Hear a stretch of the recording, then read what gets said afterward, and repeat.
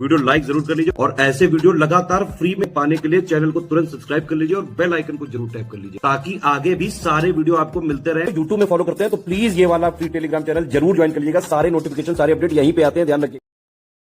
तो दोस्तों हम लोग को 151st वाले क्वेश्चन से जो है स्टार्ट करना है अपनी साइंस की जो सीरीज हमारी चल रही है।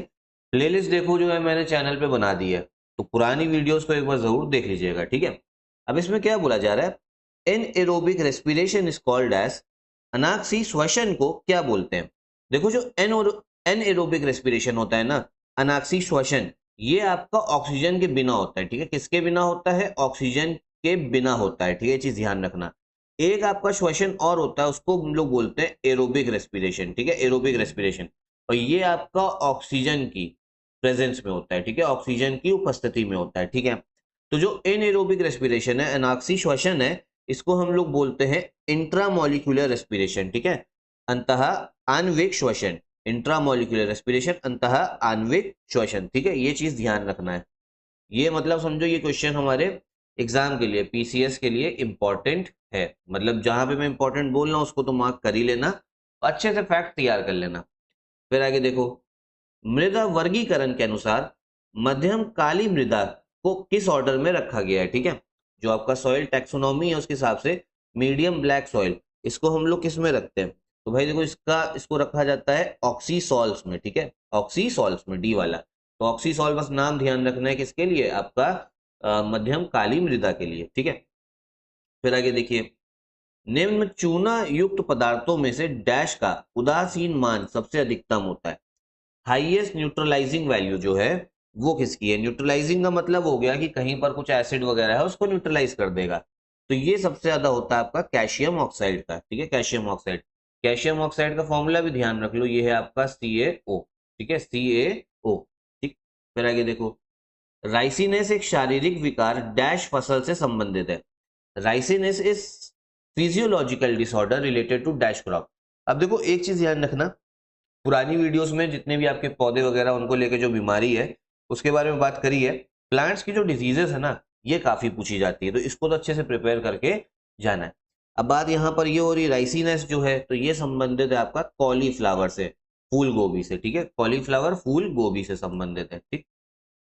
फिर आगे देखिए, इसमें हमें बताना है कौन सा सही जो है वो मैच है। बीज वर्ग दे रखा है और बोला जा रहा है इसका टैग का रंग क्या है, कलर ऑफ टैग।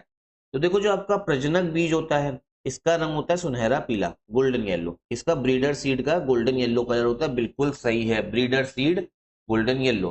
आधार बीज इसका कलर सफेद होता है, ये भी बिल्कुल सही है। फाउंडेशन सीड का कलर व्हाइट है। सिर्फ पहले जो दो है ना, इन्हीं के कलर आपका सही दे रखा है, पहले के दो वाले, बाकी के जो दो है ना वो गलत है, इनमें उल्टा उल्टा कर दिया है, ठीक है।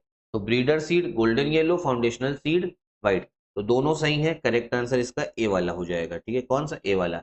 फिर जो प्रमाणित बीज है इसका नीला है और सत्य अंकन बीज इसका बैंगनी है, ठीक है। तो ये दोनों जो है गलत दे दिए गए हैं।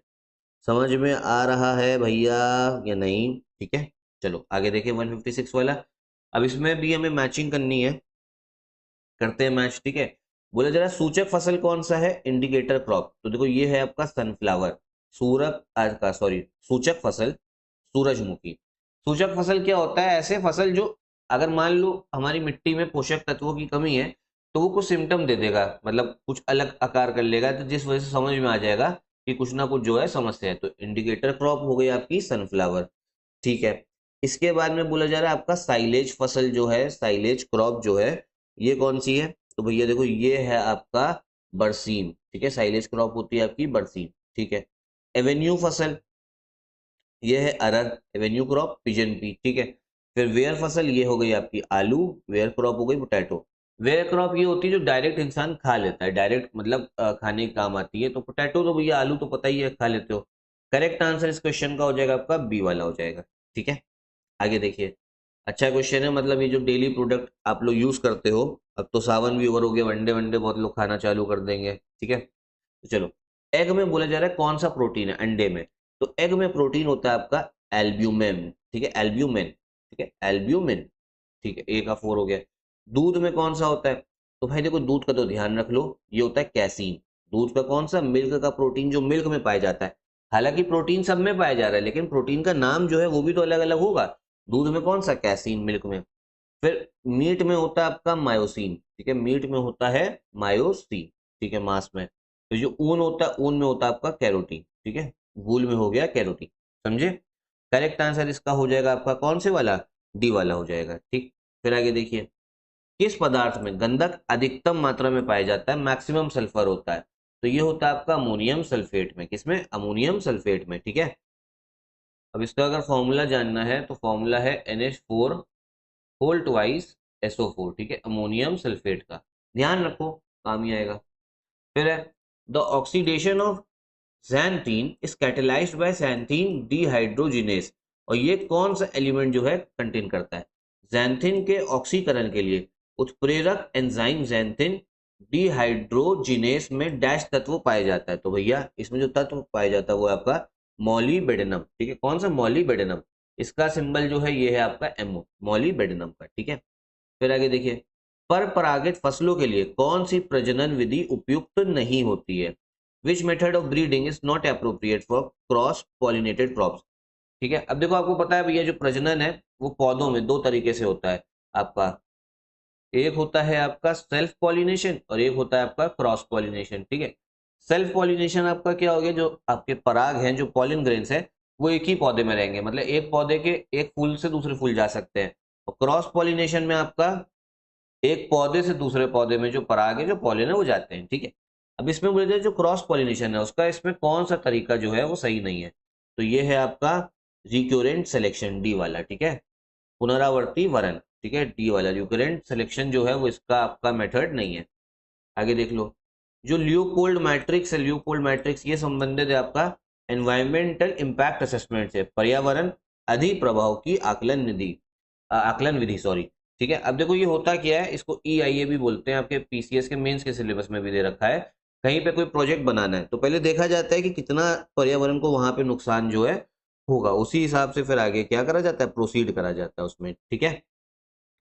आगे देख लीजिए, मशीनों में प्रयुक्त विद्युत नियंत्रित चुंबकीय पदार्थों में होना चाहिए the electrically controlled magnetic material used in machines, ठीक है, जो मैग्नेटिक मटेरियल लगता है उसको होना क्या क्या चाहिए, मतलब उसमें प्रॉपर्टी क्या होना चाहिए, तो वो है आपका C वाला, high permeability and high saturation flux density, बस याद करना है, फैक्ट है, ठीक है। जो जीनर डायोड है इसका प्रयोग किस लिए करते हैं हम लोग, तो भैया ये आपका जो वोल्टेज होता है ना उसको नियामक की तरह काम करता है, वोल्टेज रेगुलेटर, जो आपकी वोल्टेज आ रही है इसको अगर घटाना बढ़ाना है तो कौन करेगा, जीनर डायोड करेगा ये, ठीक है, मतलब ये भी इंपॉर्टेंट फैक्ट है, ठीक है, ध्यान रखना।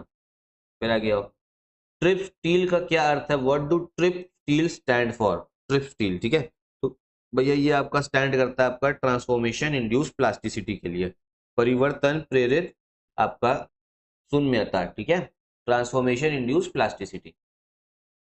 Resistance switching is used in case of, प्रतिरोध स्विचिंग सामान्यतः कहाँ पे हम लोग जो है प्रयोग करते हैं, तो इसका प्रयोग होता है एयर ब्लास्ट सर्किट ब्रेकर में, ठीक है, वायु ब्लास्ट सर्किट वियोजक में, कौन सा, रेसिस्टेंस स्विचिंग, C वाला जो है 165 का C जो है वो है करेक्ट आंसर आपका। जब तापमान संक्रमण तापमान से अधिक हो जाता है तब एक लौह चुंबकीय पदार्थ इनके समान हो जाता है, किसके बराबर वो बन जाता है, कौन सा, फेरोमैग्नेटिक मटेरियल, किसके बराबर हो जाएगा, तो ये हो जाएगा आपका पैरामैग्नेटिक मटेरियल के बराबर, अचुंबकीय पदार्थ के आपके बराबर। अब देखो फेरोमैग्नेटिक क्या होता है, जो आपका लोहे की तरह मतलब चुंबक से चिपक जाएगा, अट्रैक्ट हो जाएगा और लंबे समय तक चिपका रहेगा। अचुंबकीय क्या होता है, जो मतलब सही से अट्रैक्ट आपका नहीं होगा, ठीक है, इसको अचुंबकीय बोलते हैं इसीलिए। सिरामिक्स में बंधन कैसा है, द बॉन्डिंग इन सिरामिक्स मतलब कौन सा बॉन्ड जो है बनता है, तो ये बनता है कोवेलेंट बॉन्ड, सह संयोजक बॉन्ड, ठीक है। अब देखो दो तरीके के बॉन्ड आपको ध्यान रखने, एक आयनिक, होते तो और भी हैं लेकिन जो दो प्रमुख है, आयनिक कोवेलेंट, इसमें जो बॉन्ड बनता है आयनिक में, इसमें जो इलेक्ट्रॉन है ना आपके वो ट्रांसफर होते हैं, ठीक है, ट्रांसफर होते हैं, ये चीज ध्यान रखना। और कोवेलेंट में जो इलेक्ट्रॉन है ना वो शेयर होते हैं, आपस में लोग क्या शेयर कर लेते हैं, इसीलिए सहसंयोजक बोलते हैं इसे। Negative resistance is incorporated in oscillator for, negative resistance लगाई जाती है, दोलक में ऋणात्मक प्रतिरोध शामिल किया जाता है, किस लिए हम लोग करते हैं ये, ठीक है, तो ये करा जाता है सस्टेन्ड ऑसिलेशन के लिए, निरंतर दोलन के लिए, मतलब सही से ऑसिलेशन जो है होता रहे। वाहक विद्युत धारा सुरक्षा पद्धति कहाँ प्रयोग की जाती है, career current protection scheme. Career current protection scheme होती है भैया आपकी हाई वोल्टेज जो ट्रांसमिशन लाइन होती है, केवल उच्च वोल्टता आपका पारेषण लाइन में, ठीक है। हाई वोल्टेज आपका कौन सा ट्रांसमिशन लाइन जो भैया दूर दूर से आ रही है उसमें यूज होता है ये स्कीम आपकी।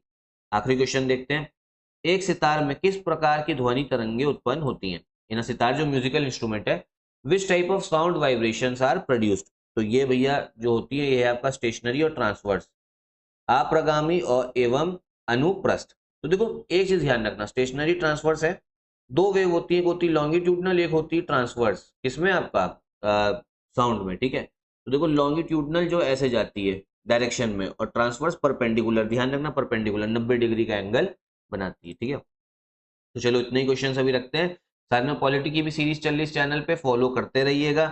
और साइंस कंप्लीट होगा, देखो साइंस में पीवाईक्यू कर लोगे ना तो 50% आपका काम जो है हो जाएगा, इसीलिए मैं पीवाईक्यू करवा रहा हूँ।